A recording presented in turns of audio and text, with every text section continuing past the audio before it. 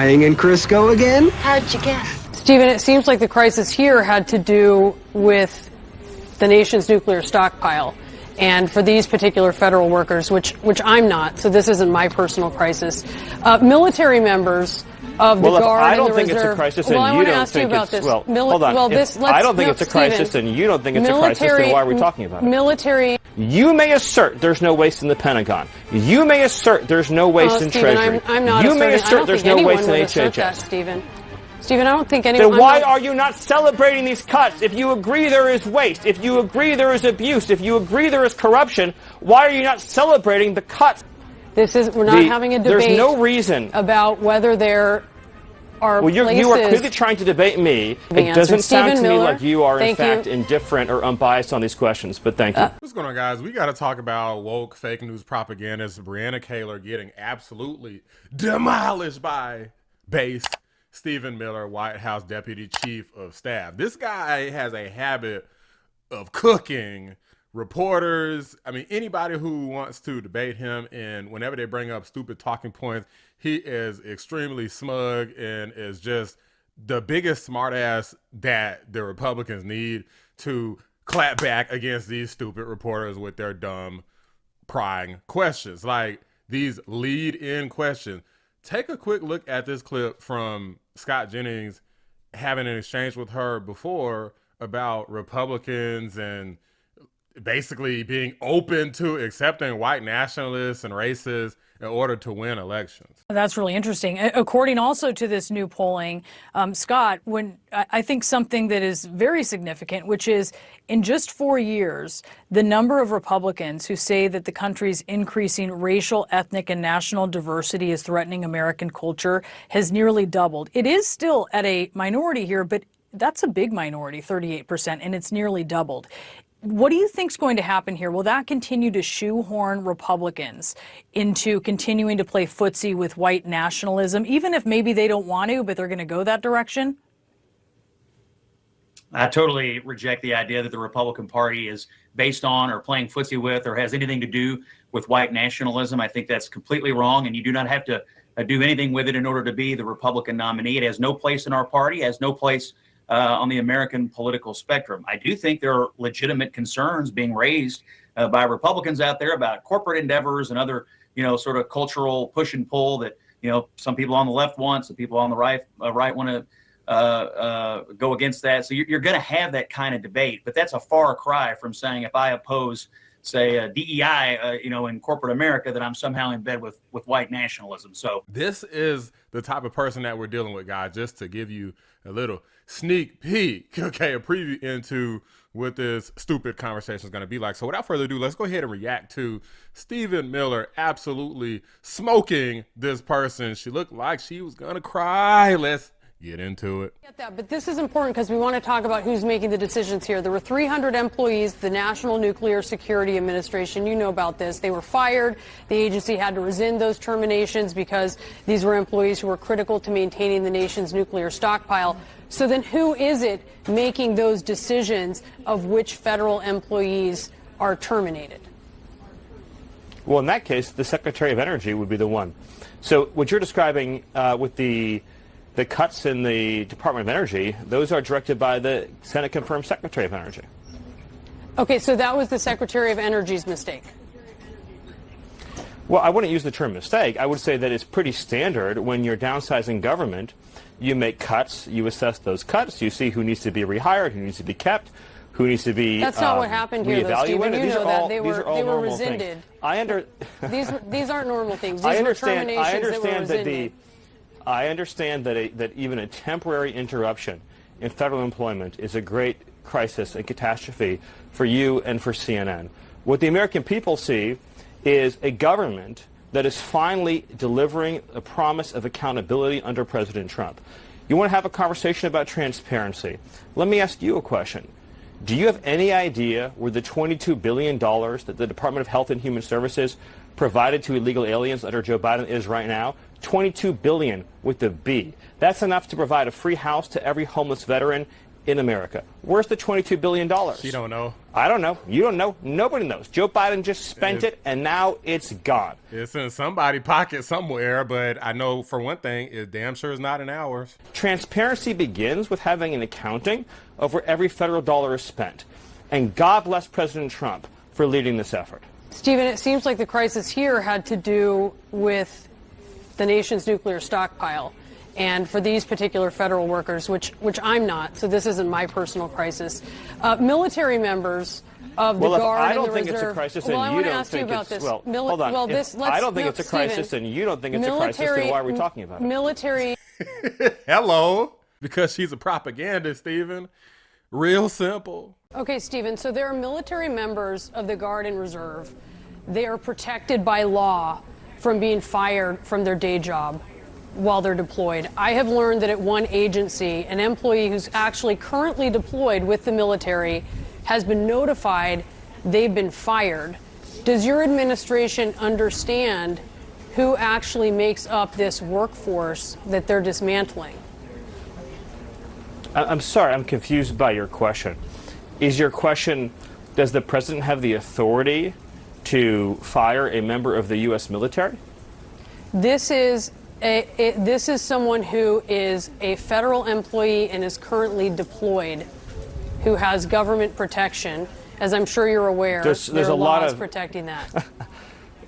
I don't know what laws you're referring to. I would love for you to be more specific. So far, you're not telling me the employee, the agency, Uniformed Services the deployment. Employment and Reemployment Rights Act. It's well known by HR in the federal government and in private industry as well. So, okay, so you're saying that the president, in your view, doesn't have the authority to recall a member of the armed forces who may or may not, again, I'm the first time hearing of this, that may or may not be serving overseas?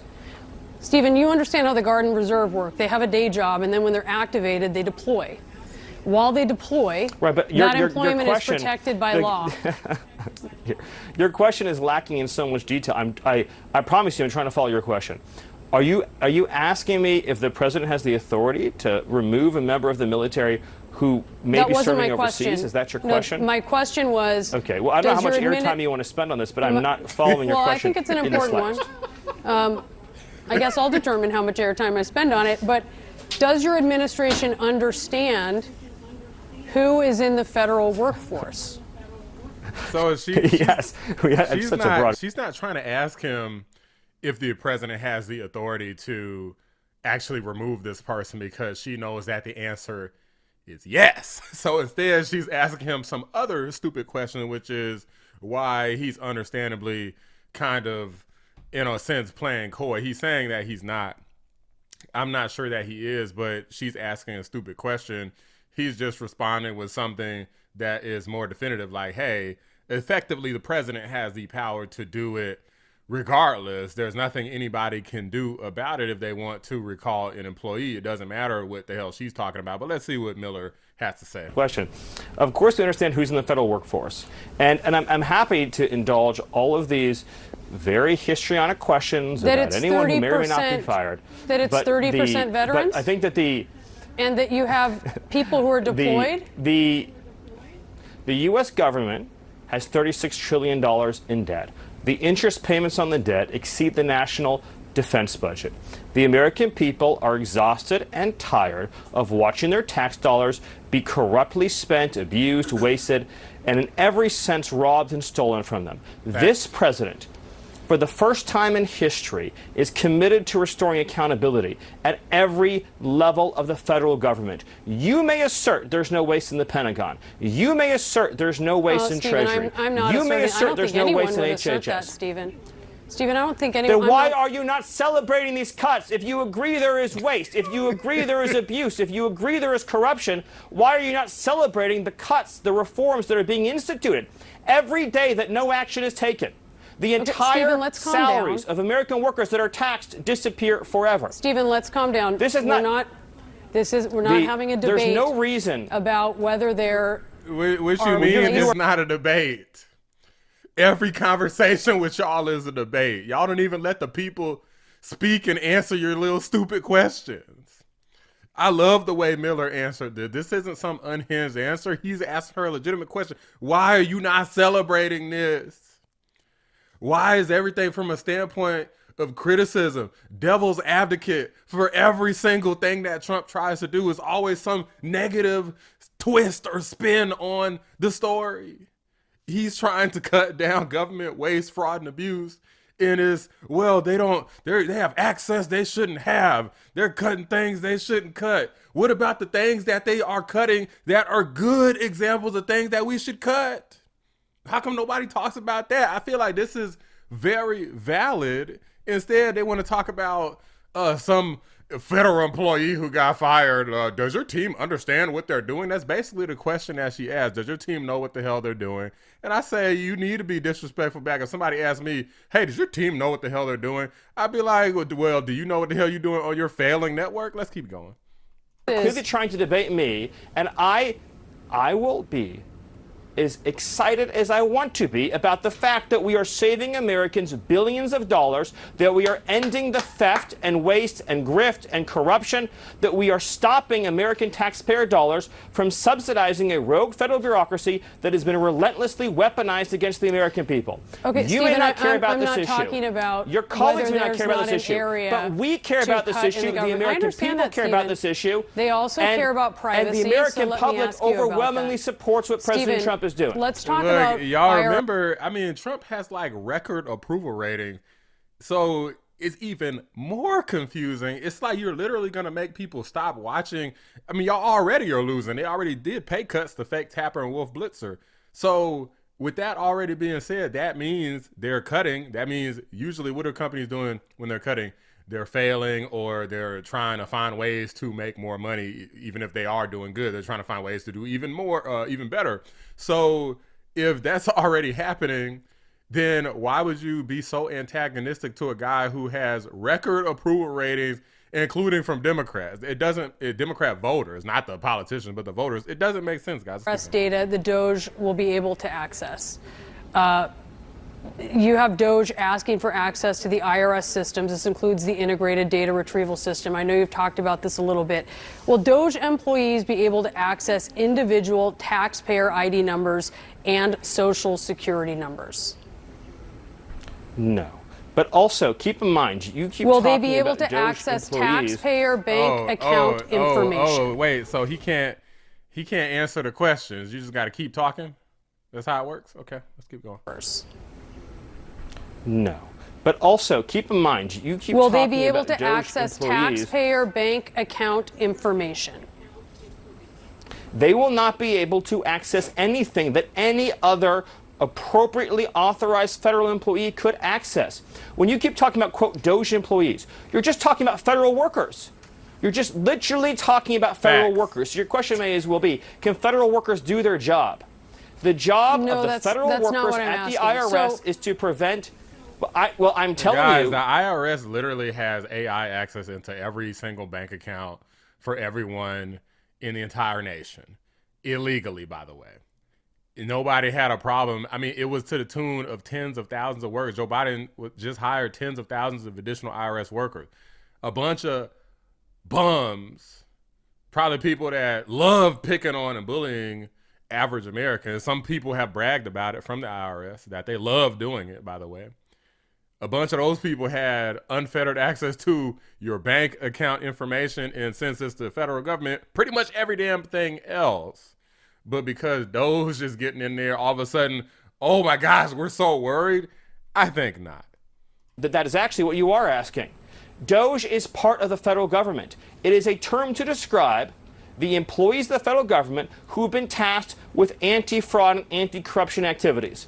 Again, you may not consider it a scandal that millions of illegal aliens are accepting and receiving taxpayer benefits. You might not consider it a scandal that millions of illegal aliens have stolen Social Security numbers and are committing rampant theft of American resources. You say that you're looking at widespread fraud in the IRS data, and you mentioned yesterday, and you mentioned again here, illegal immigrants who are getting child tax credits.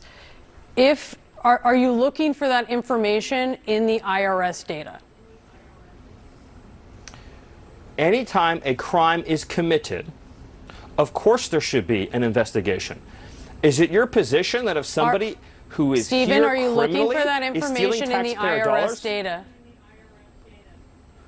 the federal government will find every illegal alien who is stealing American taxpayer dollars, and that is what Americans will you expect find that to happen. in the IRS I don't data even and fathom share the that with premise law of your enforcement? question.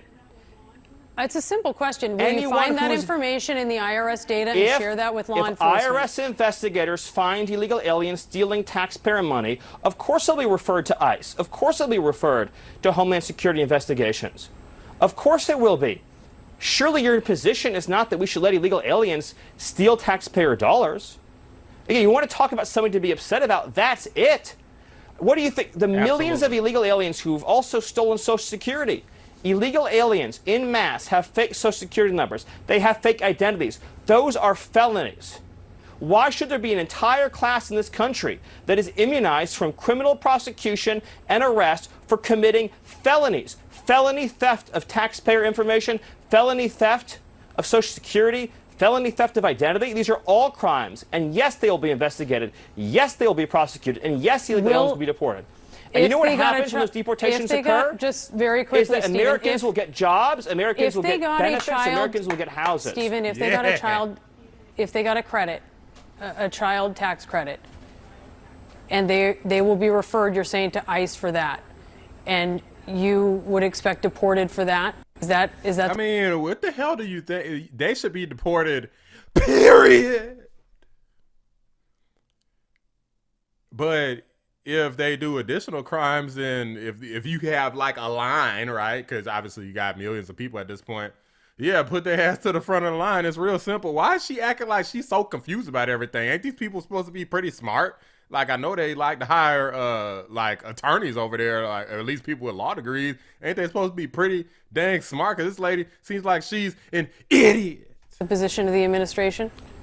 If it is found that a crime has been committed, they'll be referred. If it justifies a prosecution, they'll be prosecuted. If it justifies a deportation, they will be deported. This will be based on existing IRS protocols and procedures for criminal investigation and fraud. All right, the difference is that no one is given immunity anymore. No one is given permission to break the law anymore. Because this is not a country, this is not a sovereign territory. If illegal aliens can freely steal billions, with a B, billions of taxpayer dollars. And I would have to imagine that CNN, which is endlessly talked about the importance of democracy and the rule of law, would say that no class in this country should be above the law, least of all illegal aliens who've trespassed on our territory. No, Stephen, I'm just asking, I wanted to get your position on some things. We're not taking a position here. We wanted to get some answers to some questions. There are so many questions that need to be answered. It doesn't sound to me Miller, like you are, in fact, indifferent or unbiased on these questions, but thank you. Stephen Miller, thank you so much for your time. Really appreciate it. Yo, get cooked. Guys, this was a cheek clapping, okay? This is like bent over the table, okay? Like, no mercy, no, hey, can you slow down? Like, hey, no, can you go a little softer? Like, this is a straight up cheek destruction. Stephen Miller ain't out here playing with them. And I appreciate the fact that he is just cooking these propagandas. I love the fact that the Republicans are on the offensive now. No more of this Mr. Nice Guy stuff. This is akin to what Vivek Ramaswamy was doing. Like, Stephen Miller was doing it before that, especially if you look at his older clips. But a lot of Republicans, it just seemed like they just let the fake news just bulldoze them with stupidity. And I love the fact that the tides have turned. Things are shifting, and they're not standing for it anymore. They're when they ask stupid questions, because every single question this lady asked was stupid as hell. But when they ask stupid questions, they give them like the most smug answers, as if like they're talking to a child. It's like, oh, well, let me explain it for you, since you seem to have issues comprehending what questions to even ask, much less being able to discern an answer that someone of my intellect is giving you, right? That's basically what this translates to me, and I am freaking loving it. But let me know what you guys think about this. Drop a like on the video. Subscribe to the channel if you're new. I appreciate y'all watching the Black Anomaly Rising channel. I'm out. What happened to him, Doctor? Got served. Worst I've ever seen.